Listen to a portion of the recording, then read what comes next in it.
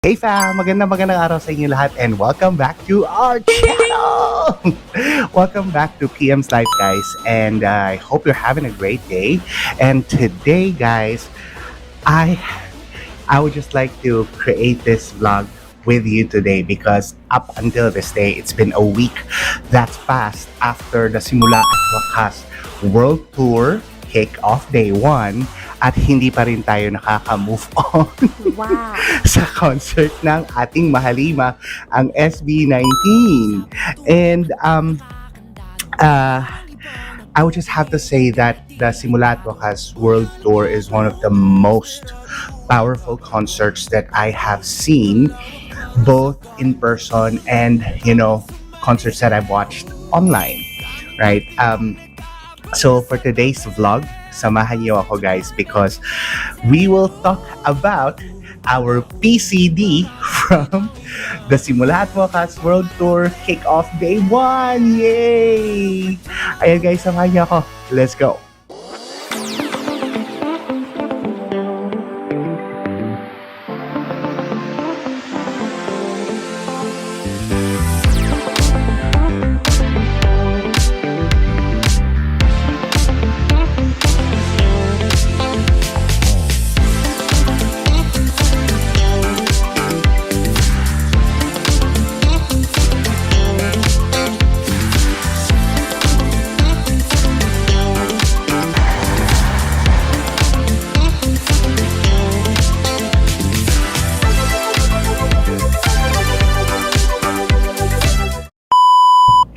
Hey fam! Hey ATIN! Welcome back to our channel, and katulad nga ng sabi ko sa inyo, for today's vlog, we will talk about our post-concert disorder. To be honest, I've been reading online that we all have been experiencing what we call PCD, but I honestly do not know what the D stands for, or probably I could be wrong what PCD actually stands for. So mga 18, kung kayo ay nanonood, please comment down below what does PCD actually stand for. But what I wanted to take you through this vlog today guys, in another day in my life vlog, is for us to talk about kamusta tayo? Kamusta kayo guys after the Simula at Wakas World Tour Day 1 Kick-Off at the Philippine Arena? Honestly, I'm also not sure how I'm feeling right now. But today, guys, we will talk about what happened after the show. What I really felt. I'm gonna be sharing with you guys what I really felt when the music stopped. Paglabas natin ng arena after we have gone back to our usual lives, right? Yung mga moments na nag-stick sa atin, yung mga moments na nag-stay with us after the show has been done. Or after the show has finished. And also, we'll talk about briefly kung ano ba yung mga dinala natin during the concert, right? And yes, I'm very excited about this. We will be reading some of your comments, right? And we will talk about it further. So, if you're still having the post-concert or Hugot Blues, right? Or as our ATINs call it, the PCD, stay with me because this one's for you, okay? Going back to our vlog, right? I just wanted to talk about isa-isahin natin yung ating mga thoughts, right? Kamusta na nga ba kayo guys after the concert, right? As a fellow mahalima, as a fellow 18 guys, and as a fellow individual na mahal ang SB19 for whatever reason it is, right? May kanya-kanya tayong reason ba't mahal natin ang ating mahalima. Pero I wanted to talk about Simula at Wakas World Tour. So like what I mentioned in my previous vlog, ito yung vlog na yan guys, right? I have not been like an immediate fan of SB19, but I started to appreciate their music like in their I think that was kung hindi sa pagtatag nila na era, it would have been in the Wyatt era, but it is simply because each one of them, nagkakaroon sila ng mga reason for me to appreciate them, for me to love their music. And from there, nung lumabas na yung kanilang Simula at Wakas, yung So, plus itong, yun nga, yung pagdatag nila na era, I was converted. But let's go back and talk about the Simula at Wakas World Tour, right? So, as I mentioned in my previous vlog nga guys, hindi ako madalas manood ng concerts. I would rather support the artists and the individuals na gusto ko through, supporting their streams or their digital music, that sort of support. Just because I'm also 43 now, I'm turning 44 this year, graduate na rin siguro ako dun sa era na, collecting merch and all that stuff. So not because only for practicality reasons, pero I prefer like a minimalist lifestyle. I mean, ayoko na ng masyadong clutter and all that. Pero, ayun nga guys, no? Super impressed ako. Like, I will show, we have these clips as you can see. Super ganda ng production setup ng concert, right? From the stage, from the dancer costumes, from the artist costumes, from the lights, and from everything. Pagdating sa production, lights, yung mga effects, the audio is also simply awesome. And after the concert, may nabasa akong article. Itatry ko guys, i-post kung mahanap ko yon ha. But what the article was talking about, was about Pablo, being the genius that he is. He wanted to make sure that all of those who bought the concert tickets, right, will experience it to the fullest, kahit na nasa general admission ka. And that's why there was like parang may pagpuna na hindi naman daw talaga puno yung arena dahil may mga sections na blacked out, kumbaga tinakpan ng black na cloth, and it was simply because of that. It was because of the fact na it was more of an artist preference, particularly in this case Pablo, right, being the leader of the group, for the audience to have a better concert experience. So that one, saludo ko sa iyo, Pinuno. Like sobrang galing and napaka-strategic ng lahat ng overall production. So I think for a non-frequent concert goer, guys, no, the audio and the visual experience actually made the experience more impactful in a way that again, siguro it comes with age, pero I don't know with you guys, so let me know in the comment section below. Like, kapag ka maingay talaga siya, I easily give up. I either leave the place, I pull myself out of the situation or what's happening. Pero this one, every segment, it was just like, come on, Paul, halika dito. SB19 and the entire production team were just pulling me in through and through. So again, I might just be sounding biased, and I'm also not a technical production savvy person, right? Pero again, from the perspective of someone na madalas lang manood online and doesn't go to concerts frequently, it was just mind-blowing. But more than that, let's talk about the set list, right?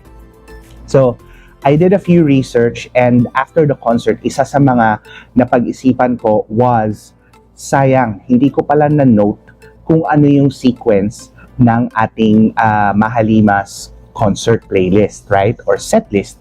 But, again, with the advent of technology, andito ang ating set list. Ipopost ko dyan, guys. Alright? So, from their intro, and again, I would call it as a pseudo intro, simply because kung naalala niyo, ito, papakita natin dito yung clip na sinasabi ko ha.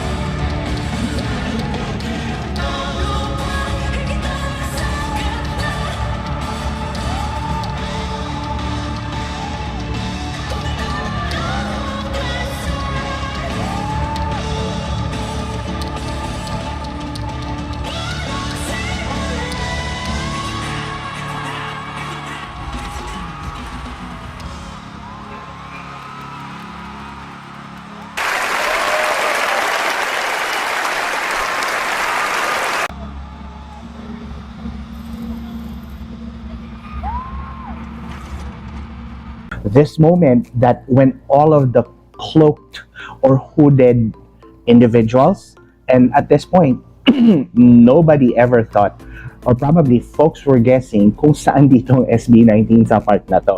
Personally, I was like, nasan sila dito, right? But it was a clever opening and intro for the concert itself, because immediately nahatak niya agad yung mga tao to think, oh my God, what's happening? Where's SB19? Why are all these hooded individuals on stage? Nasa yung artist, right? But right as soon as everyone jumped in and only SB19 was left on stage, I was like, napakagaling, right? So they had Watt, they had Mana, and they had, I think, nagkaroon sila ng, yung pinaka-intro nila, yung umpisang-umpisa was yung Damn. So, na-excite talaga ako, the build-up, it was just there. Sobrang, again, kinikilig ako that time. But, when they proceeded, yun nga, with a pseudo opening, right? And then they went to perform Watt, Mana, and Gento. It was just like, oh my God, genius. Tapos nagkaroon sila ng costume change, right? And then they proceeded to performing the mellow songs that they have. So they had Moonlight, they had I Want You, and they had Golden Hour, which were all rearranged. Inareglo talaga siya ulit ng sobrang ganda. For me, it was delicately and geniusly rearranged. So kung sino man ang behind sa pag-areglo ng mga songs ng not only the three ones that I mentioned, but the entire concert set list, good job po. Ayan. Tapos they have gone to perform WYAT, Wyatt, or Where You At, right? And sobrang the momentum, the energy build up, napakagaling nung build up ng concert or nung set list natin, right? Tapos they proceeded to perform what?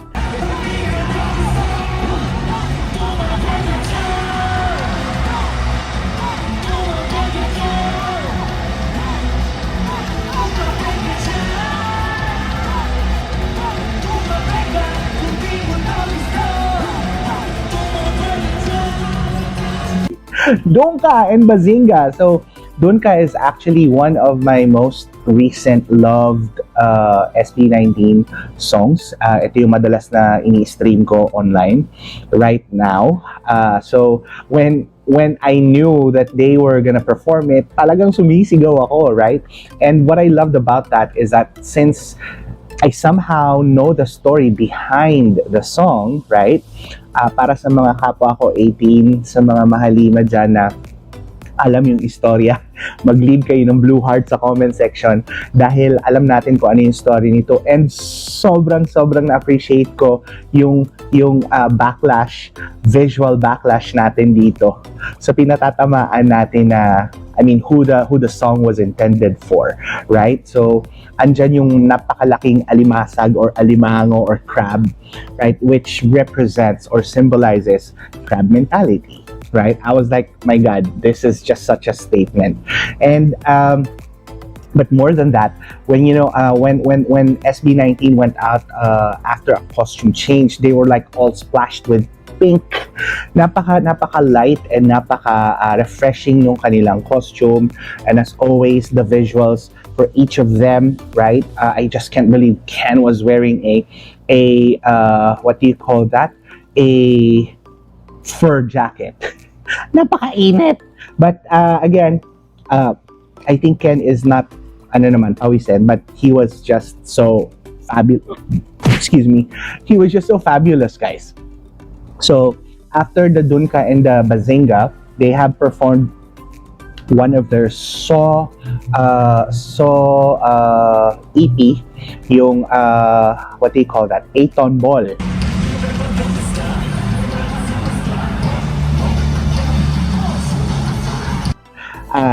nakakatuwa yung ATIN ball dahil napaka-catchy nung kanyang melody. Oy, mas kotchi! And sobrang ganda nung kanilang choreography.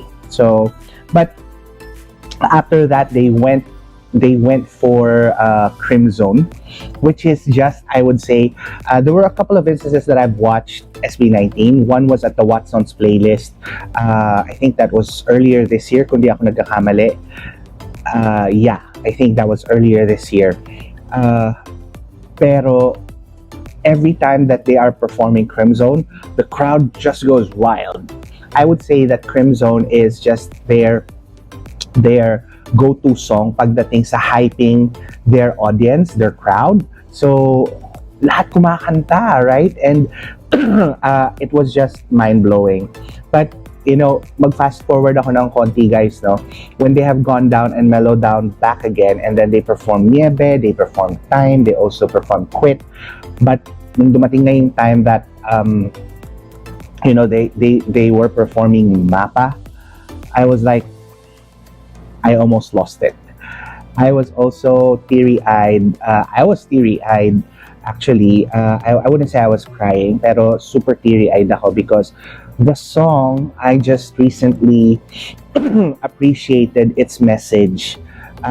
Simply because, sabi ko nga, right, hindi ako yung immediate SB19 follower from the start. But when I started to listen to their songs, particularly Mapa, I just realized that it was a song that was full of heart, that was full of gratefulness, and was full of love. And as someone who is a breadwinner myself, right, sobrang nakaka-relate ako doon sa song. Ayokong umiyak. But it was just heartwarming. At that very moment, I know a lot of folks were teary-eyed as well, but sobrang galing. Sobrang ganda ng song.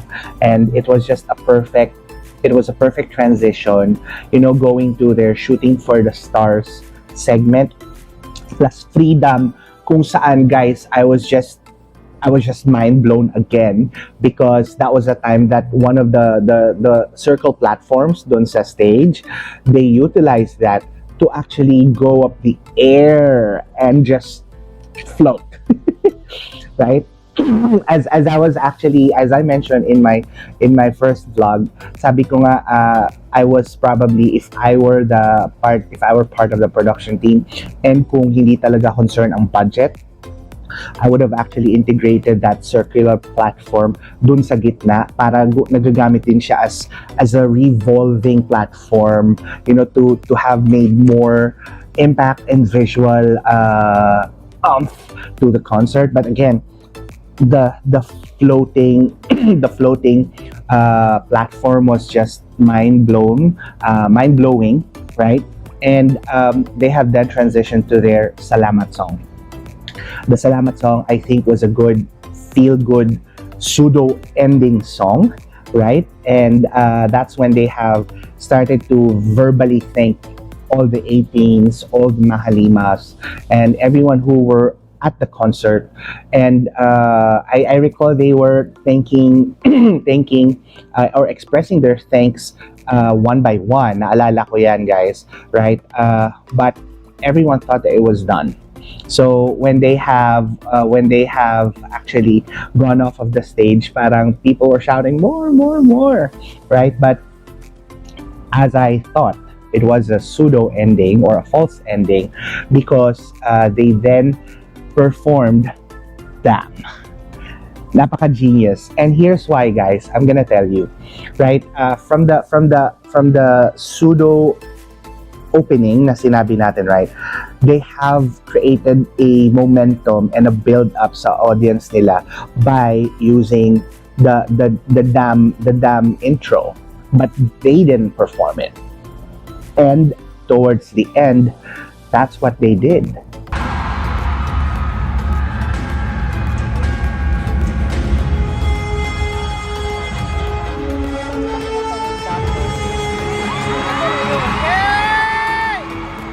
And cleverly, kung iisipin natin, it signifies and symbolizes the simula at wakas. concept. Tumatay yung balahibo ko, guys. Goosebumps lang right now. Sorry. But it was a genius strategy para i-execute mo yung ganong yung playlist na kasi syempre di ba pag concert ka ano bang gusto mo kantahin, la la la la la, ABCD lala, but this one every single thing after the concert, when I got home I was realizing everything was well thought of, everything was well planned, and hindi lang siya basta-basta concert, and it had a meaning, and that one again kind of like brings home the message that it was the Simula and the Wakas. So Damn was their kind of like anchor song, right? For the entire concert. And it was just amazing. And yun nga, whatever they have worn at the start, they were sporting this. I think from afar, it looked like it was black. But in actuality, I think it was emerald green in color. Nung nakita ko ng mga photos online. But they wore it back doon sa ending, right? Ang galing, di ba? But ayun guys, I think it was just something that's fascinating, right? And it's something that I would love to carry on. And after the concert, yun nga, we went out of the parking area. I drove back home. I thought it was just like one of those days or concerts that okay, tapos na, so what's up, right? But it wasn't. I think the people behind, the brains behind Onesie Entertainment and the SB19 crew, napakagaling guys. Bakit?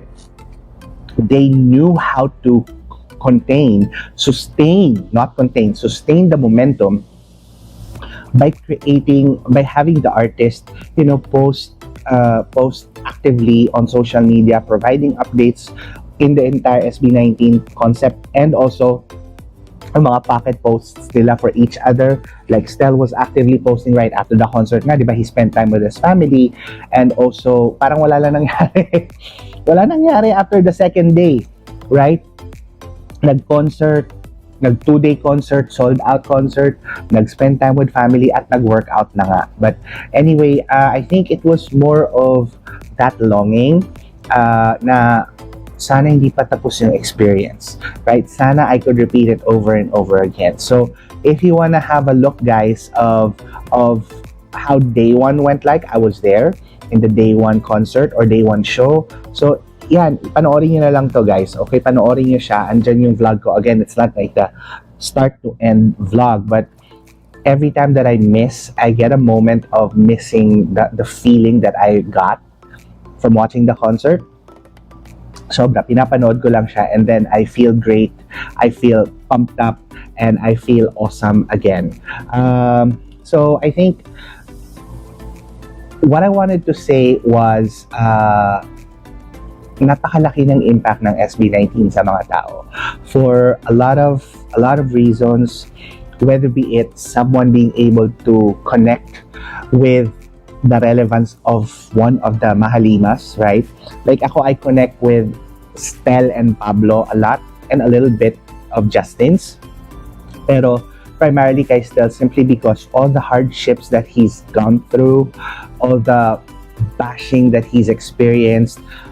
But hey, I am still here. Stell is still here, right? So that notion na parang that resiliency, as I wanna call it, it's just admirable. Napakahanga-hanga nung kanyang heart to just do his passion, to have his craft taken forward. And he has been verbal as well that he almost gave up. But again, we're all humans, di ba?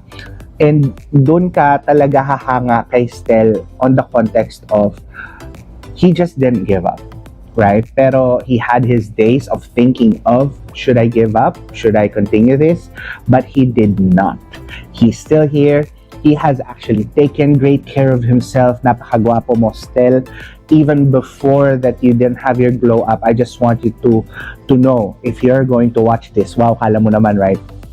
If you're going to watch this, I want you to know that you have been beautiful inside and out. Whew.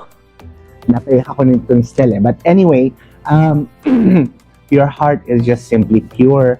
Your humility and your humor, it's like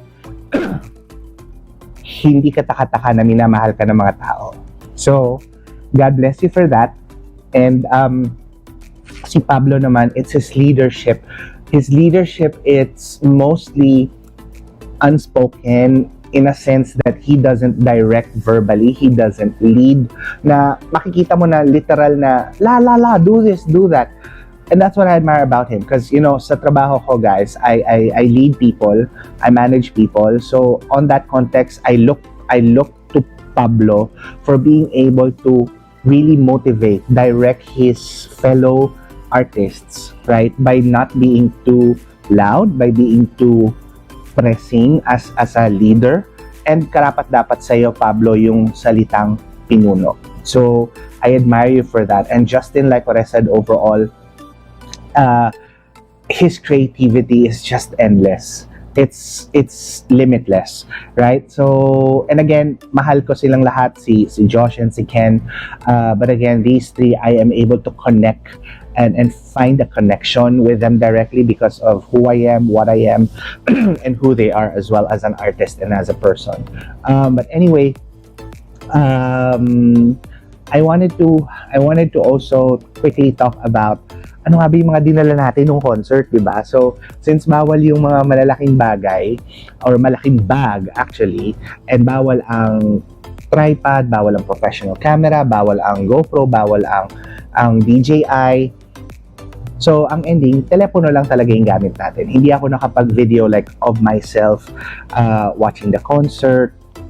But what I treasure the most are the photos that just got me mind blown all throughout the concert, and I'm still grateful for that, no? So dala ko yung bag ko na nabili ko, actually dala ko siya dyan, andyan siya sa likod, di ko lang ako nakikita nyo, but it's the Uniqlo bag that I got, and I just put my stuff there. I had alcohol, I had my usual medicine kit, you know, just in case I needed it.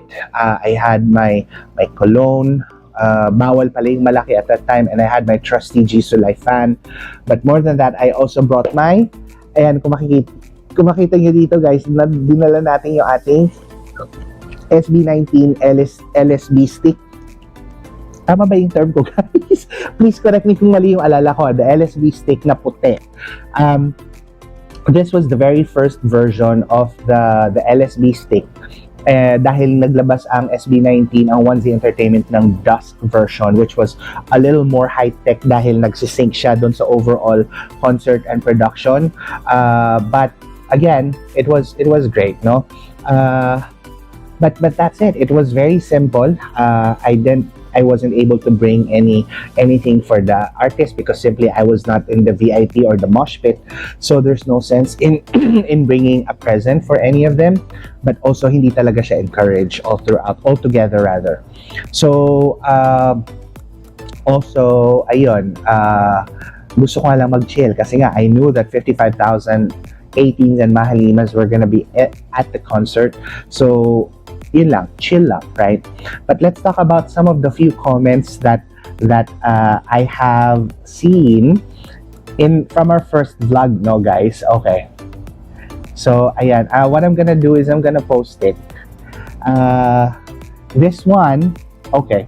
This one is from JD Photographies. Okay, I hope I read that right. Ayan, sabi niya, I don't know why, I was just crying during the over tour. So, since ayan, I wanted to make it lighter, I knew what overture was, but I said, what is an overture, sir? But I guess hindi nag-iisa si JD, you know, with particularly sa comment na to that kapag andun ka sa concert, guys, talaga literally, and I would actually quote my youngest sister who went to see the second day concert, the day 2 concert, no? She was sharing na sobrang naiiyak daw siya along with my 2 other cousins who went with her. Naiiyak sila because it was just overwhelming, right? And truly, it was not just the artist, it was the overall scheme of things, like the lighting, the visuals, the audio, and again, the overall production. So that's one. Ayan, this next comment is very interesting kasi sabi niya, basahin ko lang ha, this is from, I can't read the name, but this is from, I think, Elsa Fujita. Ayan, Elsa Fujita, 4640 yata. Sabi niya, I'm Team Bahay at 70. It wasn't just a concert, it was also a musical theater. So proud of SB19. And ito yung sinasabi ko guys kanina, right? That the 18s, it's not just composed of the millennials or the Gen Zs, right? It goes broad, it goes big to as far as our baby boomers, right? Or ano ba yung tawag before the millennials? I think it's a baby boomers. Pero you know, Tita Elsa here is 70 years old, as she said in the comments, and this is how SB19 has authentically and geniusly created that connection with 18s and Mahalimas. Because again, as I was saying guys, no, they have been able to be their authentic selves, and that's why the connection that they built and created with their audience, sobrang totoo. And sabi nga ni Pablo sa concert, right, everything that you see when you see SB19, it's all about authenticness, it's all about realness, but more than that, it's all about the heart, right? Okay, so I would like to also highlight this this comment, guys. Okay, I think this is from Bernard, hindi ko mabasa guys because of the light, but I think it's Bernard. Sabi ni Bernard, Matic subscribe basta SB19 and 18. And I wanted to highlight this because guys, as sa mga matagal nang subscribe sa channel natin, no, alam nyo that we restarted the channel, and it's a struggle, right? So we were only at just around 70-80 subscribers before we actually posted this, and not because I wanted to chase the clout, right? But simply because I wanted to share that experience. And to my surprise, I didn't realize that 18s would show that love. And sa lahat ng 18s natin na nag-subscribe, sa lahat ng mga ka-subscribe lang guys, maraming salamat, because right now as we speak, nasa 250 subscribers na tayo. Hanggang ngayon hindi pa rin ako makapaniwala that we are getting close to our goal of 500 subscribers. But anyway, more than that, why I wanted to highlight this comment is because this is how powerful the community that SB19 has built. The 18 community, the Mahalima community. This is how one they are when it comes to showing love and support, not only to SB19 as the artists who they support and love, but more so the entire community itself. So I'm very grateful, and I'm very grateful and I'm humbled. 18, maraming salamat sa love nyo, and thank you. Maraming salamat. Ayan, let's go ahead. Okay. All right.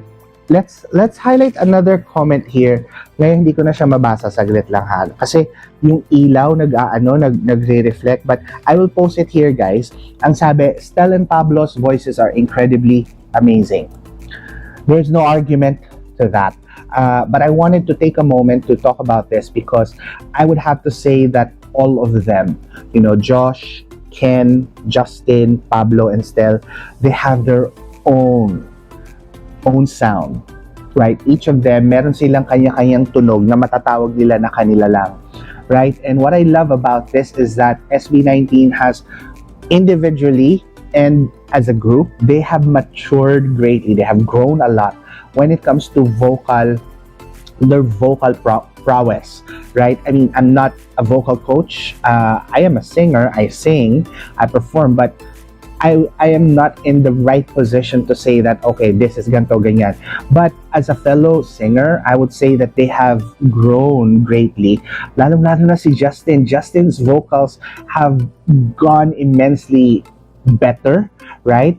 From I think the Wyatt, if not the Pagtatag days. Sobrang tinake to heart talaga nilang lahat na to be better in their own crafts, right? Whether be it sa kanilang mga singles, EPs, or albums up until this Simula at Wakas EP. So, good job. I guess, guys, those are the comments that I wanted to highlight, and I would be ending our vlog here. So, maraming salamat, guys, and I am so excited because sa sobrang pagmamahal ko sa SB19 from this concert, nag-book tayo to see them in Singapore. I don't know how I'm gonna pull that off, but we got the ticket. You know, we got also a sound check pass. So, the only thing is hindi ko sure kung pwede ako magdala ng GoPro or phone camera, but what I've read online so far is bawal daw ang videography and photography. So I don't know how we're gonna pull that off, but I'm excited to share that experience with you all. Abangan niyo yan, guys. Iisipin ko pa ang pamasahe natin plus yung hotel natin, but anyway, God will provide. And I'm excited for us to pull that trip off to see our Mahalimas in Singapore this time. But anyway, guys, if you have reached this part of the video, maraming salamat sa panonood hanggang sa dulo. And if you haven't subscribed just yet, guys, please subscribe and support my humble channel. Again, this is PM's Life, where we do cover songs, we do day in my life, and we do travel vlogs dito sa ating channel. And click nyo na yung subscribe button, guys, and click nyo na rin yung yellow bell button para updated kayo sa lahat ng mga ganap dito sa channel natin, okay? And as I always say, guys, as an 18, as a Mahalima, and as a person, no, choose kindness, stay happy, and always take care of yourself. Bye, fam! Take care! Mwah!